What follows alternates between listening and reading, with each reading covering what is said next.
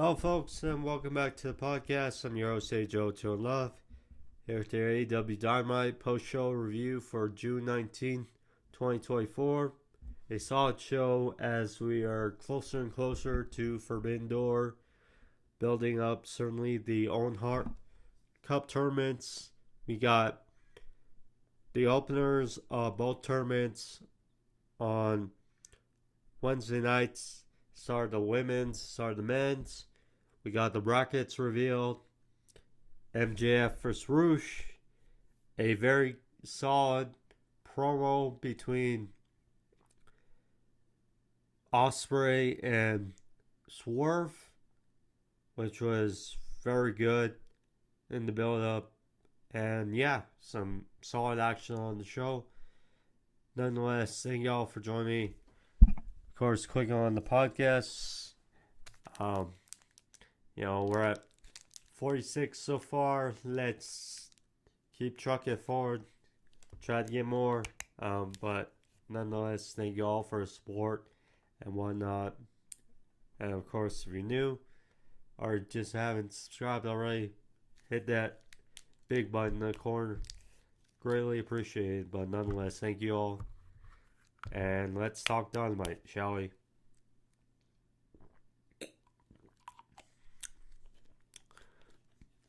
So I think first things first. Let's talk about the Owen Hart Cup tournament brackets. Real, because skepticism, obviously, towards the men's. And for the women's, certainly praise, because I think if you take out the one name that's getting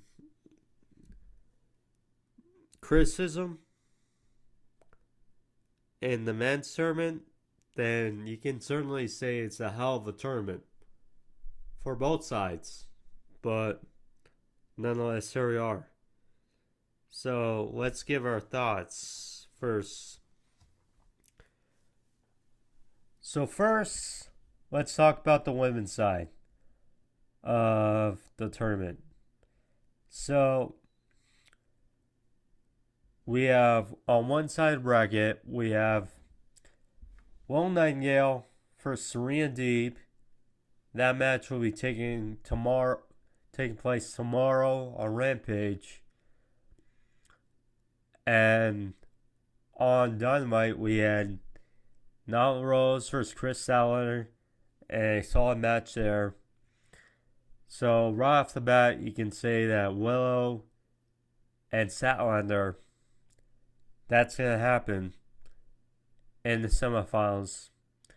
And definitely makes sense that they're on the same side of the bracket, considering who's on the other side of the bracket, the eventual winner.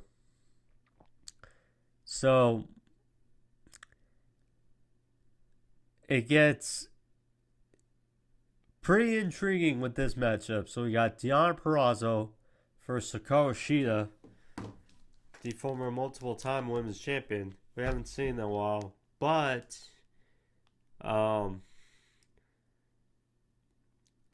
her versus Purrazzo, who coming off that feud with Thunder Rosa, that's very fun.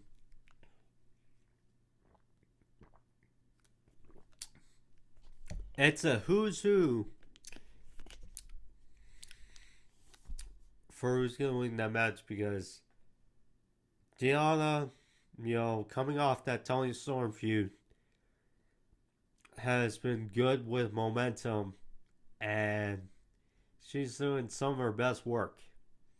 So, a big win over Shida in the tournament, that would certainly do wonders for her. On the other hand,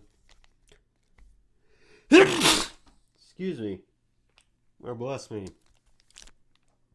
but you can totally see Thunder Rosa costing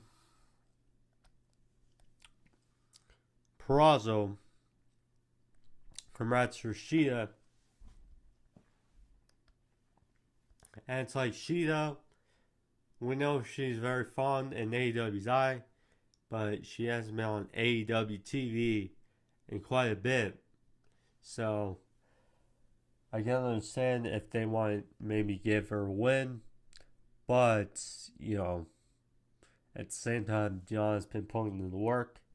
It'd certainly be appreciated with a win in the first round. Then we get to Mariah May for Saraya.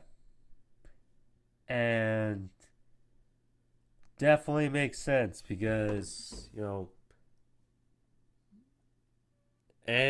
Tony Storm and Mariah May have been feuding with Harley, Cameron, and Saraya the last number of weeks.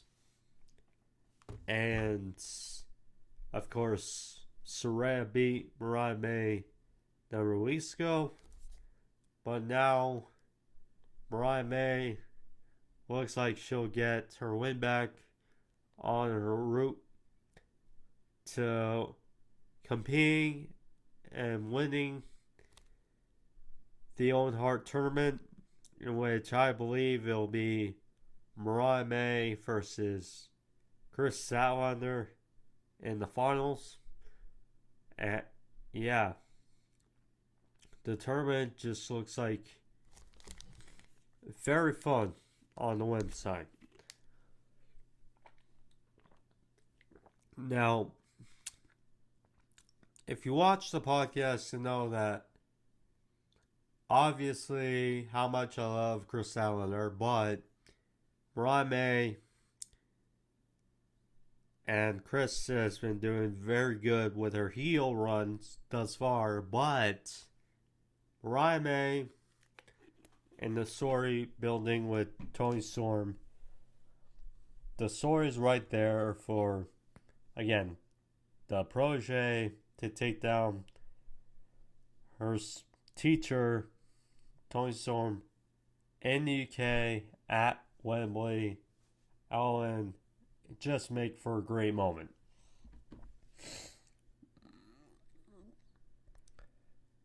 And then we go to the men's side, which looks very good in its own right. So we got Claudio Castagnoli versus Pac, which took place in the main event on Dynamite, which is very good.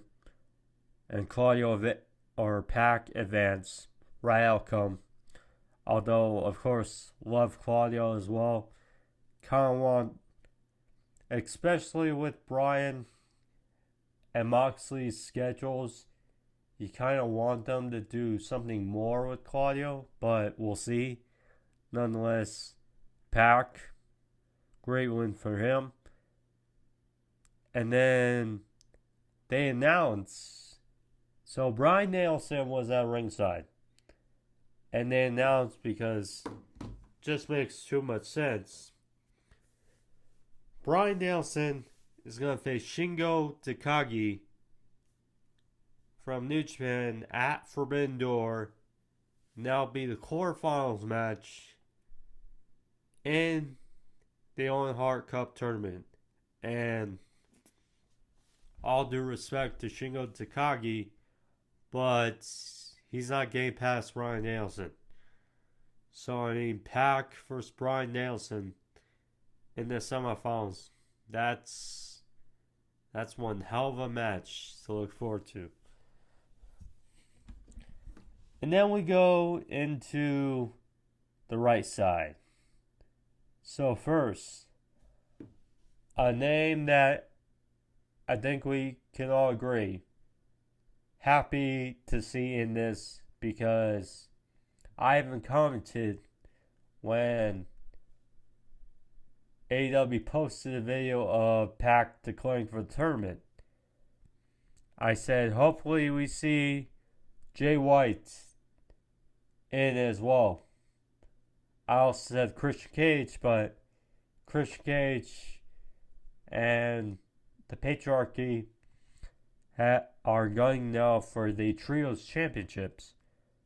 So, nonetheless, so on the right side, we got Jay White versus Ray Phoenix, which will be a hell of a match as well next week.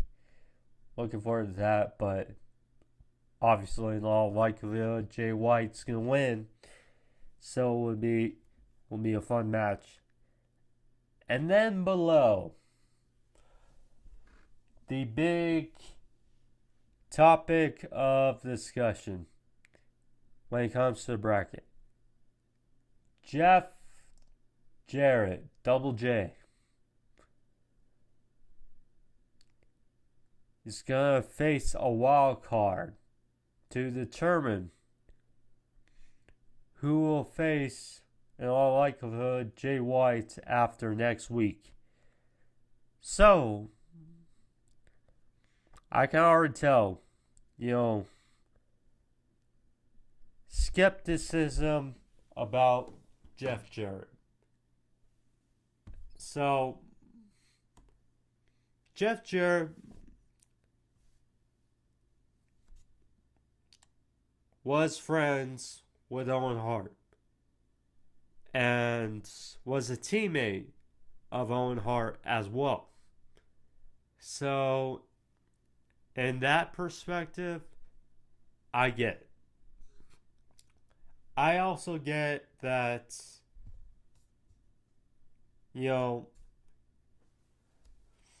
we, or at least I see a bunch how people complain about big stars don't face big stars enough in AEW and protection of wins and losses.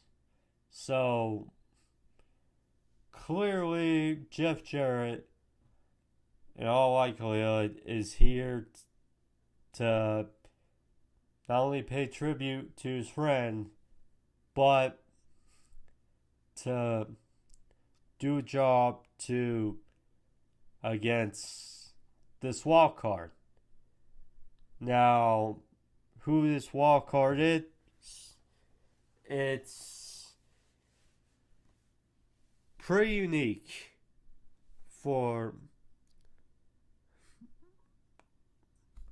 a number of avenues or perspectives, because could be Hangman, that seems to be the lean way. I mean, Hangman returned, back in 2021 as the Joker to win a ladder match to face Kenny Omega full gear.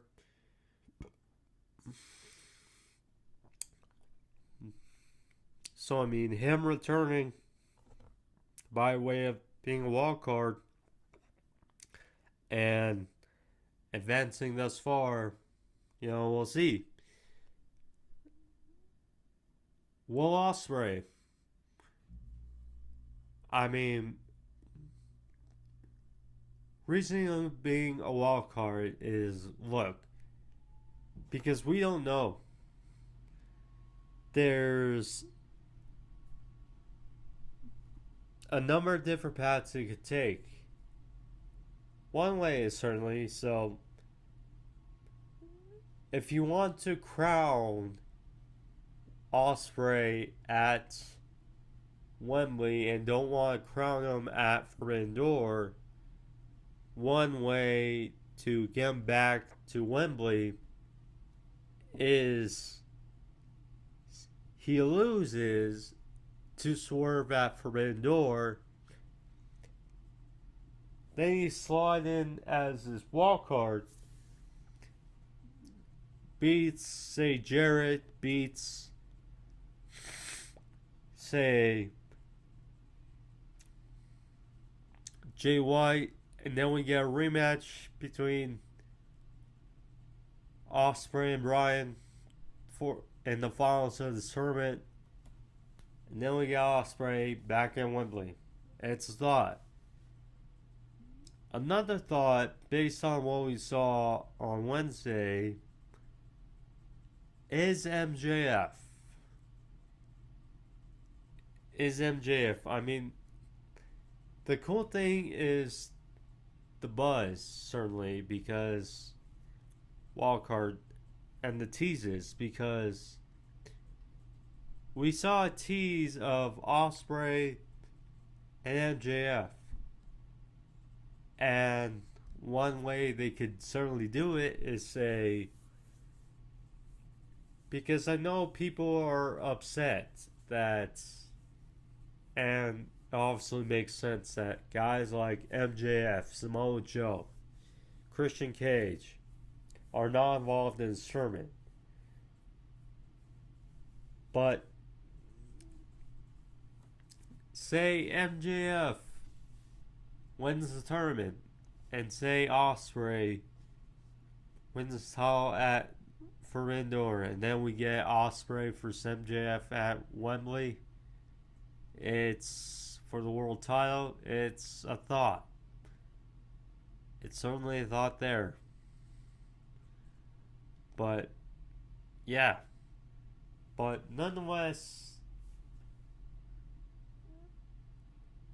the women's tournament side of the tournament looks great. The men's side looks very good as well,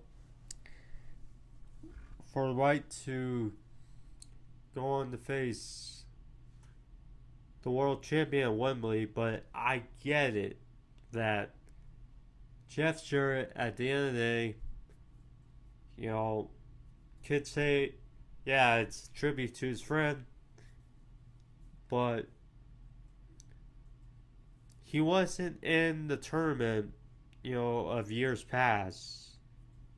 That's one thing. So maybe it was a decision by Martha Hart, Tony, or Jarrett as well. Either way, I get why people are skeptical, because what has Jarrett done on TV as of late to warrant being in contention for a world title shot at Wembley?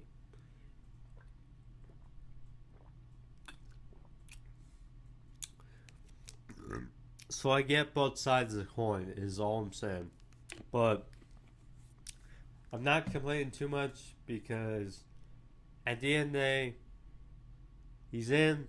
He's probably going to do a job. But it's a nice little moment. And,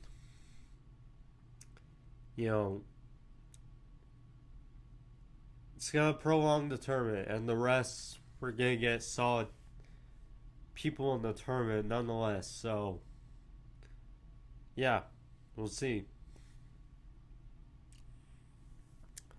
But as far as Dynamite, we had some good matches, some good promos. Fun to see.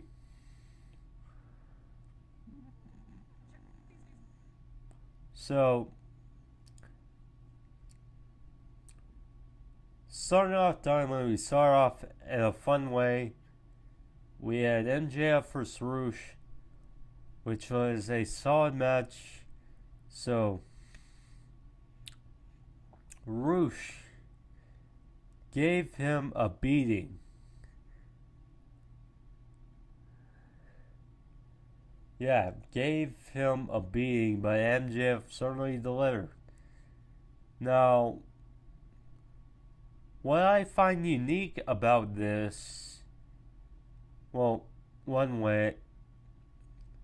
So first, let's talk about the ending. So, the ending was MJF won, bit of back and forth. He won with a brainbuster. Now, MJF, he hit a brainbuster on Adam Cole at Double or Nothing. He hit brainbuster here to MJ or Roosh. So, it's certainly out there. This being his new finisher. if not online, for MJF. That's one. But then the ending. So I think people had it in mind, me too, of with this opening the show and being commercial free. Stupid Amber Alert.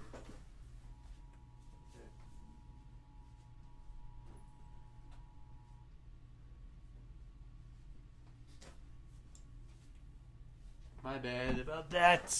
My bad. So, and mute my TV, but yeah. So, anyways, back to the ending of MJF and Roosh. So, I think majority had in their mind that this may be a no contest, a time limit draw. You know, potentially we get a draw here, and then we get a match 2 at Forbidden Door because MJF is not going to be left off that card in Long Island. We did not get that. We got a finish here with MJF and Roosh. MJF pinned Roosh after the Brainbuster. So after, which was a fun match, after we saw Cage of Agony, which they're going by now, Brian Cage and Gates of Agony, backstage as Brian Cage was applauding, Henchicero was with them and basically made the challenge of Henchicero versus MJF at Forbidden Door. Now, I'll be honest, Henchicero is definitely one of, if not the best, CMLL guys that has come in this partnership with AEW and has done well. You know, he's a very good wrestler and certainly produced, but I think we can definitely say, you know, MJF versus Henchicero or a rematch with Roosh. I think people would take a rematch with Roosh, and this match honestly feels more like it's because of the Forbidden Door concept. Honestly, but we have a number of Forbidden Door like matches.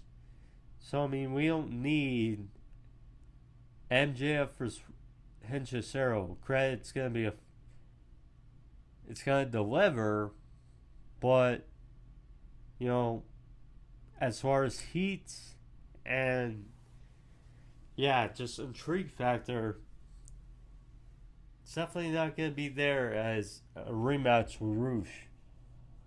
That's my opinion. I think a lot of other people's opinions. So, Will Ospreay, Mark Briscoe cut another funny promo. So we got Will Ospreay and Swerve Strickland, which was a great promo, back and forth. You know, Swerve does not need to be this generic baby face. He just needs to be coming out as who he is, you know, this, you know, tweener face as his champion, and it's great to see him being on edge, and, you know, just this promo back and forth with Will Ospreay was great. and talking about being personal, and mention Ospreay's kid, and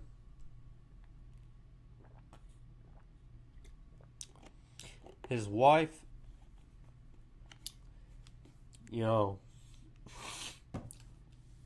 It's great, and but I think we can definitely say the best line we heard of this promo back and forth was when Ospreay talked about last year, the summer of Ospreay, and Swerve was talking about his, rap career or his hip hop career, and acting. And Ospreay said, "While you had a hit row, I had a hit list, and I didn't miss any one of them, bruv." And he talked about the kill shot known for Swerve, and says, "What if that kill shot is just a few centimeters off?" Yeah, Ospreay was on fire in this promo. It was just added another element and dimension to this match, which can't wait to see at Forbidden Door, certainly. Excuse me. No, Siri. Ay, ay, ay.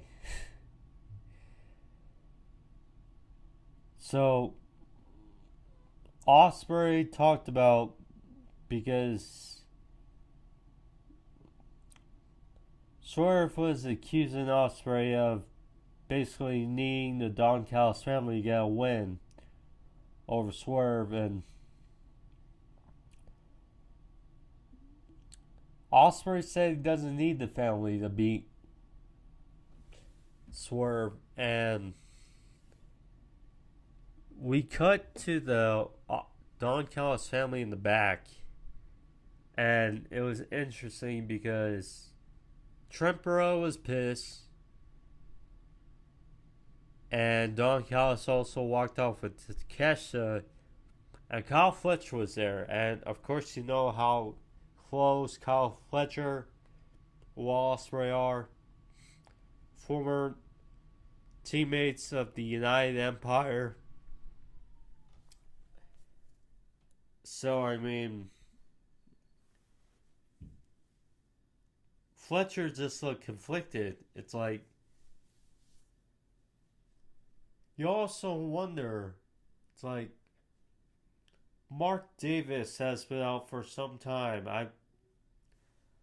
It's like last time I believe was when Aussie Open challenged FTR back in the fall.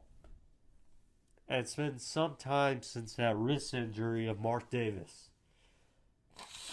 So you just wonder if potential for some reunion for Forbidden Door. We'll see. But possibilities are there. Fun to gossip over, per se.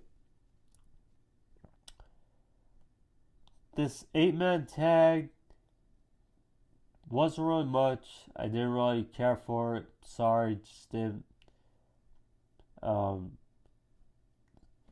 will say though, because Zack Sabre Jr. is going to face Orange Cassidy at Forbidden Door, so that's probably the main point about it. But yeah, other than that, not much. Dante Martin apparently qualified on Collision, so he's part of the TNT title ladder match. So yeah.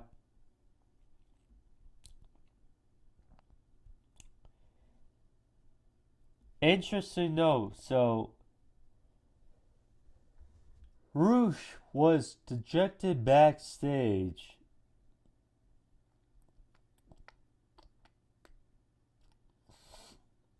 And Don Callis was consoling him in the back. So I wonder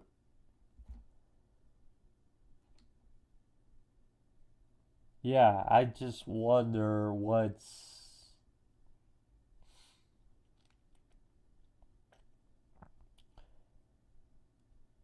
Roosh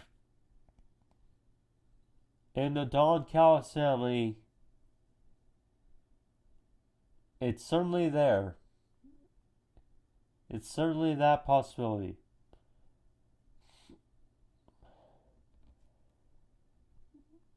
We'll see. We'll see. Young Bucks and the Acclaimed. So, probably the best part of the show. It was less than a minute. But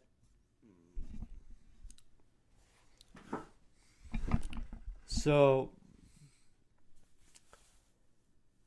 the Young Bucks came out, the Acclaim then followed up, about to wrap, and obviously the Young Bucks have bad blood with the Acclaimed. You know, they've been cutting off the mic of Max Caster as of recently while he raps. So that obviously gets heat. This was different. So the Young Bucks were out there and Max Caster was about to do his rap. And just as he was cutting it, we cut to Okada in the back. And you know, he's like confused with a headset, you know, clicking buttons. And he takes off his headset, pushing a button, and he's like, I pushed the wrong button. And then he like fake sobs and he's like, I'm so sorry. And he wipes away his emotion and Stone Cold face, and he's like to Max Caster, bitch. I mean, the crowd, that's Okada's new word. That's his new catchphrase. It's, well, it's even on a new t-shirt. It's like, new t-shirts like, shop, bitches. And a thing of Okada and his Lamborghini. It's pretty hilarious. Sorry if I'm doing this bunch. My camera is like, I don't know. It's not great. Sorry about that. But yeah, that was hilarious. And the Acclaim wound up winning this Eliminator match. So, with the arrival and the mic drop, and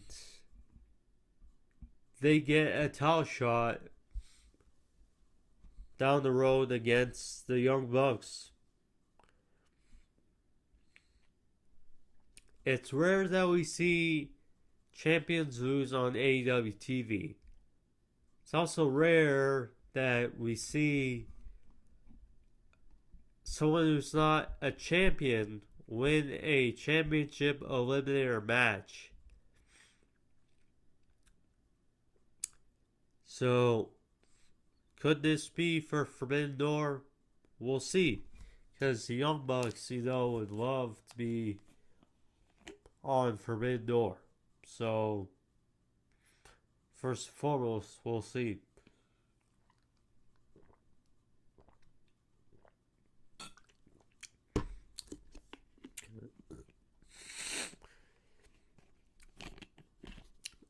The other thing is, this easy progress into Blood and Guts because it seems like they want the Acclaim to be a part of Team AEW for Blood and Guts. Now, with Young Bucks talking about AEW's best. I don't think that's he claimed. But with some people complaining about story, and well, they claim to have been a thorn in the Young Bucks side for weeks. So it would make sense for them to be opposite ends in Blood Guts if it were. If so be it.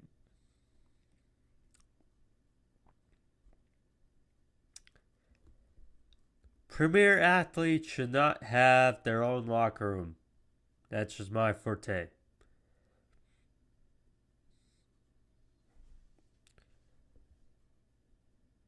Then we got an interesting contract signing.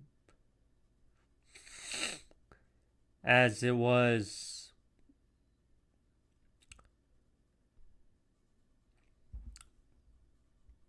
Mina Shirakawa and Tony Storm being hosted / moderated by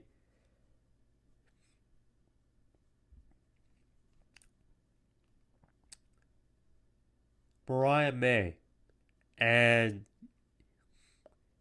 you can tell she had her favoritism. Just in the way she announced both women. And, Mina in the end said that she's going to take Tony Storm's style and take her women or a girl. In which Mariah May and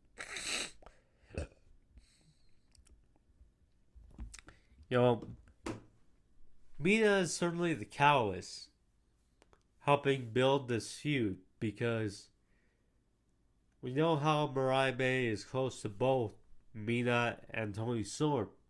So this adds another layer to Mariah May eventually winning the Owen Hart Cup for the women, which it's all canon for. Should be a fun match at Forbidden Door, certainly. So we'll see. The end, though, has people scratching their heads, I bet. So, Mina asked Mariah May to pick between her and Tony. And all of a sudden we saw Saraya, Harley Cameron, and Anna Jay jump them in the middle of the ring. And there's a bit of a scuffle, a bit of a roll. And it did not go great. Probably a 6-woman tag is going to escalate out of this, but yeah. I don't know.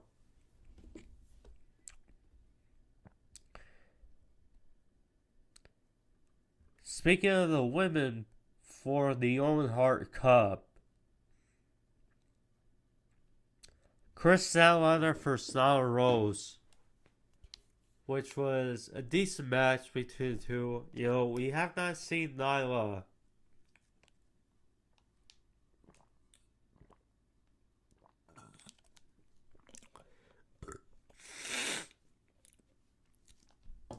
in a while, but it works because Chris Statlander wasn't going to lose this match. She's going to go to the finals likely and lose to Mariah May. But yeah, Statlander won here with a tombstone. I believe Wednesday Night Fever. She got the job done. Very good for her. Afterwards, Willow was on the break screen. Says that she got Serena D on Friday. Fun match. But then after, she coming for Chris Statlander and no more running. And she'll get her hands on Chris. Time comes.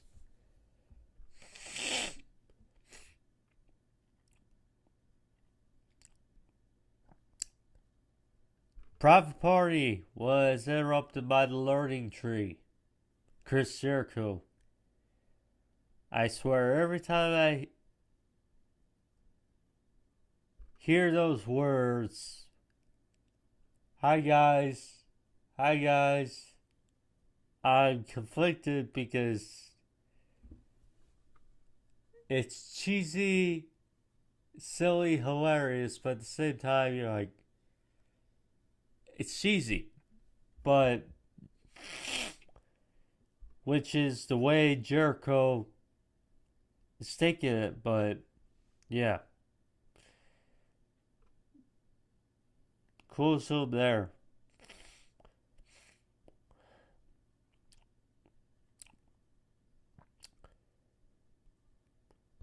Daniel Garcia.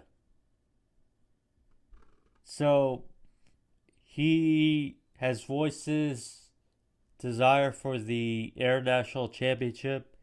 He's been getting some wins lately on Dynamite. Merely squash matches, but he beat Big DT on Rhett Titus, former RH TV champion, and got the job done. So after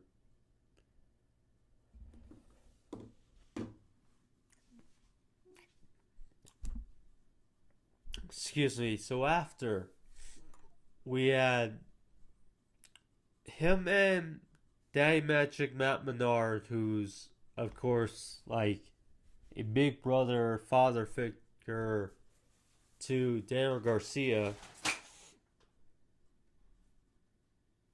Well, my bags fell, but I'm okay. So they got jumped by the Cage of Agony and Hechicero. So then MJF, because he's gonna face Hechicero at Forbidden Door, tried for a save on Daniel Garcia, but it didn't work out too well. But then Will Ospreay made it for a save because it makes sense because Daniel Garcia. The big thing though is they backed into each other, MJF and Ospreay, and they teased they had a face to face. And like, well, we had Will for Swerve earlier in the show, and yet they're teasing this. So it's like, I mean, yeah, who's going to be the wild card? And who's going to win that Forbidden Door? Because unless it's MJF or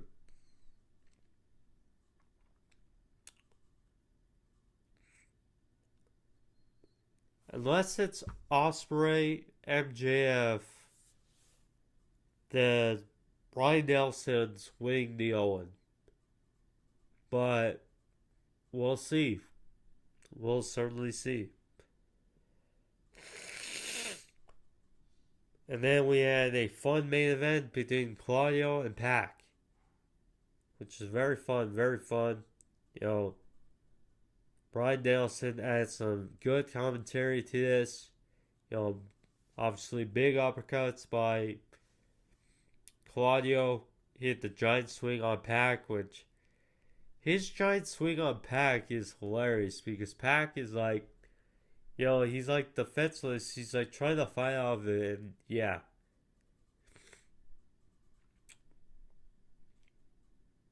I believe it was weeks ago where the commentary noted where Pac was in the giant swing and it looked like a giant propeller was like falling off, which was hilarious. After, so in the end, there was a series of roll ups back and forth.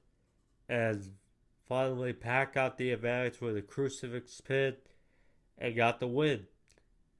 And had a bit of a stare down of Bryan Danielson on commentary because it's probably next. But Bryan Danielson's got to face Shingo at Forbidden Door. So it's going to be fun to see. But yeah, guys, that's my take on AEW Dynamite from Wednesday night. Very fun. But yeah, guys, hope you guys enjoy it, though. If you did, of course, leave a like, leave a thumbs up. How about the video? Comment down below as well. Subscribe if you guys haven't. But yeah, I'm Joe to love. Yeah, guys, that was Dynamite. See you guys next time. Be safe, y'all. And peace.